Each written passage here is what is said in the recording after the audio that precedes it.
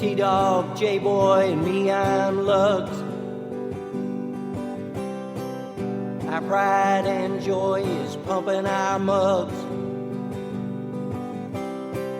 Be careful, kids, it could get rough. We're flipping our lids on sports and other stuff.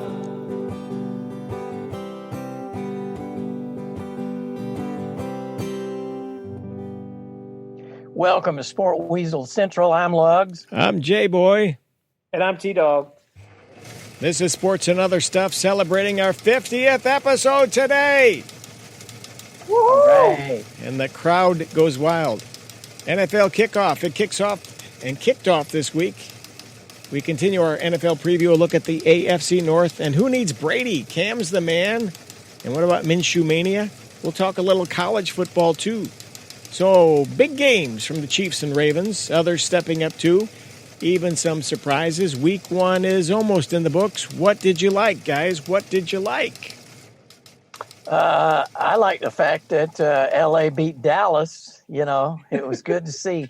Good to see your boy, his face all scrunching up. So, you know, I like that. There was a lot to like. I was surprised by a couple of things. I was surprised by how good Arizona was, and how flat San Francisco was. But the Brady Cam thing, Cam did okay, but I don't know if you watched the game or not, but the man took some serious, serious punishment. He is not going to last long taking some licks like he took. So those were sort of the highlights for me. I gotta say, the local games for our, for our area, the early games were Cleveland and Baltimore, which I enjoyed. Obviously, Lamar looks a lot more poised. He was 20 for 25. Some of those throws to Hollywood Brown, I mean, they were pretty on the money. So yeah, it's frozen rope. He looks like he stepped up. On the other side, I mean, Baker, look, Ravens are a talented team, but people that are like, oh, Baker's like, it was all their coach's fault last year.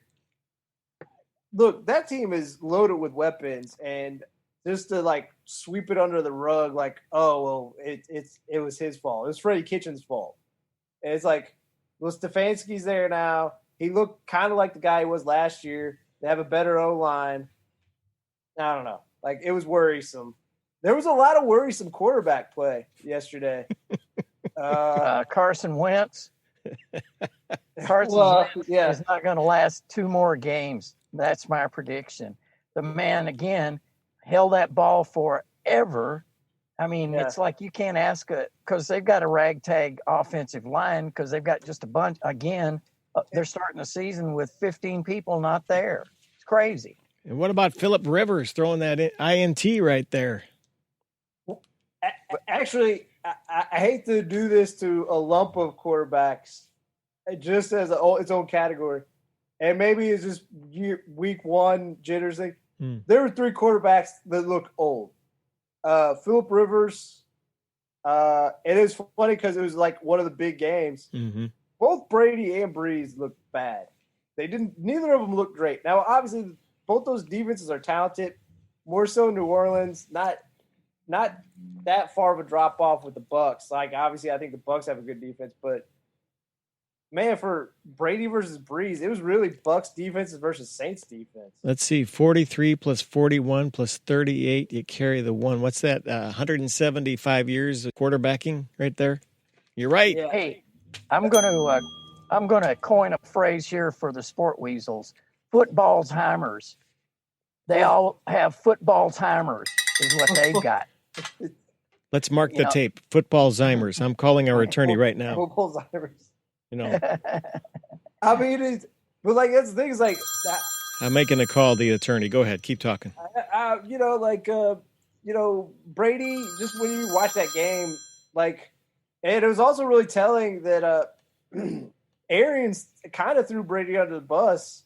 And then on both interceptions, he's like, This is Brady's fault. It's miscommunication to him and Evans.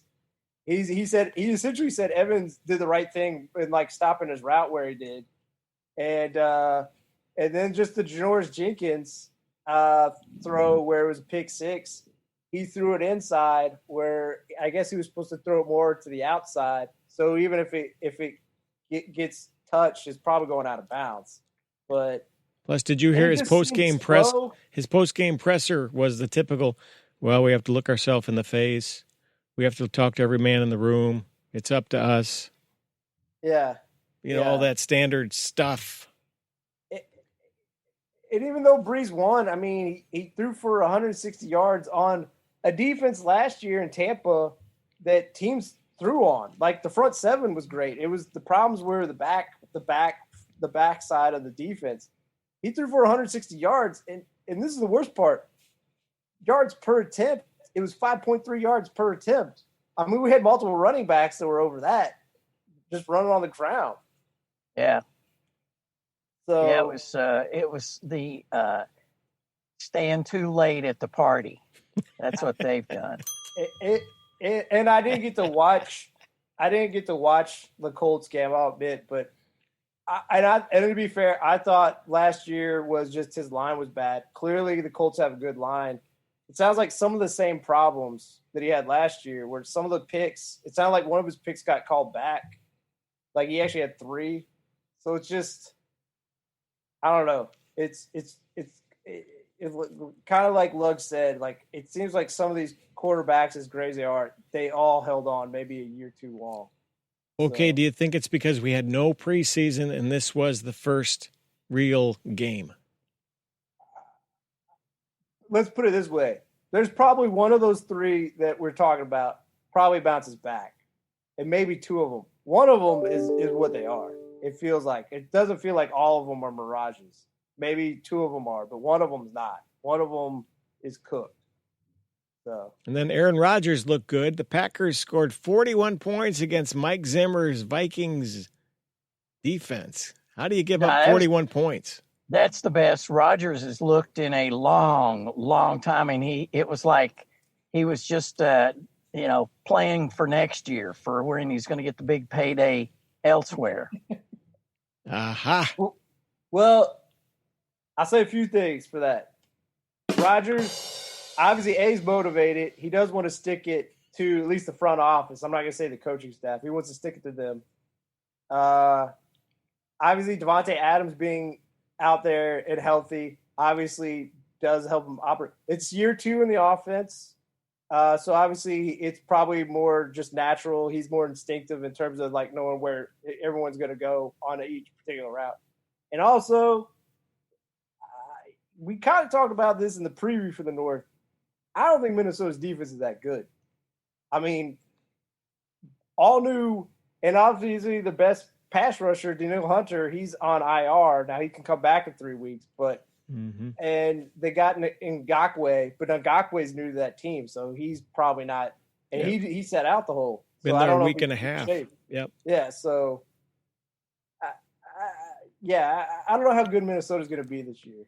Is my take, and I thought the Packers are going to be good this year regardless. And a motivated Rodgers, he's going to be in contention. I mean, maybe he'll play. The other one I want to just point out is Russell Wilson. Yeah. It feels like, I know it's a 1-game sample size. It feels like they're really going to make a push for an MVP. They want him to, like, the Seahawks want to get him MVP. Like, they allowed him to cook. So. I tell you, the surprise of the weekend for me was Minshew. Yep. I mean, Minshew, I was amazed. It wasn't just a stash with an arm cocked. He was doing some stuff. He was making good decisions. So. And you thought they were in the Trevor Lawrence Bowl, but they're not folding up the tent, are they? And I like the fact that as of this moment, before the Giants play, Washington is number 1. Yeah. But truly, after week 1, aren't there just 2 teams to talk about? The Chiefs and the Ravens, and there's everybody else, or what? Now I got to say that Chiefs game, it was men among boys. You could tell the Texans did not know how to defend any of that. I mean, there was people going left, right, and the guys were trying to cover it, and it was wild to watch. If you just watch some of the replays, you can tell those guys, even though they're professional athletes, they had no clue. No clue. I think the thing that's scary about like KC is like they didn't even bust out, like they didn't even like put it into overdrive. Like they won comfortably. Tyreek Hill, I think, had 40 yards receiving and a touchdown. Like the most dangerous wide receiver. They're just like, we're not really going to use you today, Tyreek. We don't need you. We'll give Sammy Watkins a big game. We'll show everyone Clyde Edwards-Helaire why we took him in the first round. Right. We'll get Travis Kelce involved. We're not going to push all systems go. We can beat this team operating at a 6 on a 10-point scale. And that's the thing that is scary. Because I think the Texans, I'm not going to say they'll make the playoffs. I think they're going to be a solid team. I don't think they're a bum of a team. But, yeah, they just boat raced them. Edwards-Helaire kid, my gosh, out of the box, right out of the gate. Yeah. What was surprising to me was that guy, first of all, if you're on the defensive line, you're not going to be able to see him. I mean, he's hidden. He comes out of nowhere. He's the stealth back. He's got camo. Yeah. So. The other some of the other games that stood out, I just feel for Lions fans because it seems like every year they have at least 5 of these games where they should have won. And, I mean, DeAndre Swift dropped that ball, and that was a perfect throw by Stafford. And it's one of those things people look at the win-loss record for Stafford, and it's like that game is a perfect example. There's at least like 30 games like that for Stafford where you could just be like, they had the game won. Like, he can't do everything. Here was Matt Patricia at the end of the game. The Bears are who we thought they were. That's why we took the damn field. But they are who we thought they were. And we let them off the hook. Amen. May you rest in peace, Dennis Green. But that's how Patricia feels. Yeah. Well, who's also 0-5 versus Matt Nagy. So... maybe the only guy 0-5 versus Matt Nagy. I think it's the only guy. Wow. The other highlight game for me was the Arizona game, the Arizona-San Francisco game. Mm-hmm. I got to say, it was cool to see Bernard Hopkins. He did well. And Kyler has learned something in his second or third year, whichever it is. Second. He did not take hits. He didn't, unlike Cam, he got down. He did what he needed to do to move the sticks, but he didn't take licks. He'll have a longer career. I don't, Cam, that ego or something, I don't know. He's got a little psychology going on there that he's going to take too many shots early on. But he's a one-year player. Did you hear the hoodie say, though? The hoodie went on and on about how unselfish he is. He's a team player, team first, Cam second. I couldn't believe what I heard. By the way, the hoodie had one of my favorite lines. One of the guys in the post asked him about, the atmosphere without having fans there. And the hoodie just said, practice. It was like a practice game. And that's all they said. He said one word, practice. And the guy's standing there is like, man, a few words, even fewer. Yeah. So.